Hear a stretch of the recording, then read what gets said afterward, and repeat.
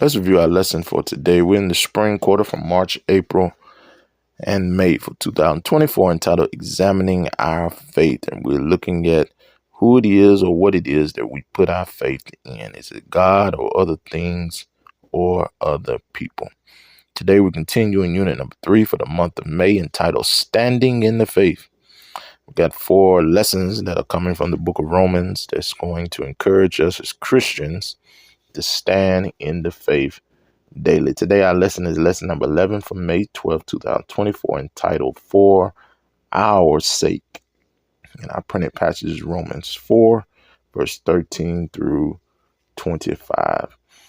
In this text today, in this lesson today, the law which the Apostle Paul talks about refers everything that God gave to Moses in the wilderness for the people of Israel. Every command, every statute, every law, every rule, it concerns that. Every civil law, every ceremonial law, every moral law, every sacrificial law, amen, is what is recorded by God and is known as the law.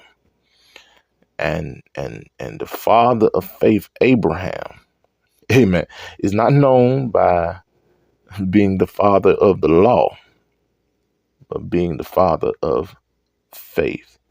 So, as Christians, listen to me as I explain this, because I want us all to understand that God desires our faith rather than us just being law-abiding citizens.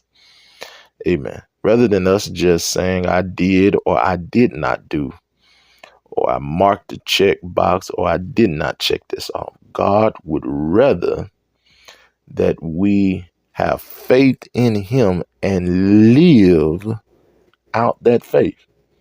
Amen. The problem was in Jesus' day that so many had become civilly right.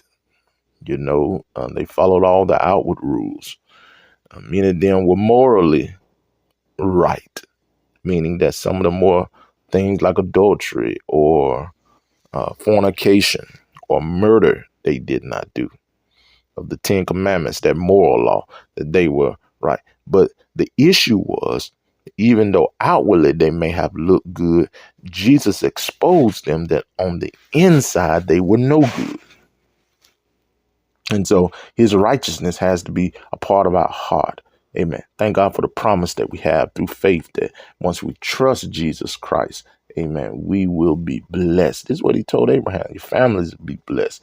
Your descendants will be like the sand on the seashore, the stars in the sky. Wherever your foot touch, amen, you shall have it. Amen. This was the promise that was given to him. And in him, because of his faith, he was made righteous. Not because he kept the law, not because he got everything right, but he was the father of faith. Amen. Abraham was that kind of person who had great faith, left his family, left his kindred to follow the Lord, went up to the mountain with his son to sacrifice him, but still had faith in God that he would provide. Amen. He provided a lamb in the bush, a ram in the bush for him. Amen. He believed for a child, even in his old age, to get that promised child. He believed God would do it. And God provided him and his wife, Sarah, with a child. So he was a father of faith. And it was his faith that pleased God, not that he was following the law.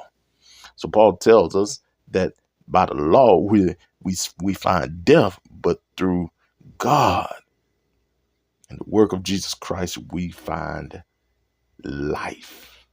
Amen. This is the great hope that we have as Christians, that we're justified by Jesus Christ, that our faith in him frees us and gives us his righteousness. So let us, in essence, take this faith that we have in Jesus and live it. Don't just have an outward appearance, but as they used to say, let it be real.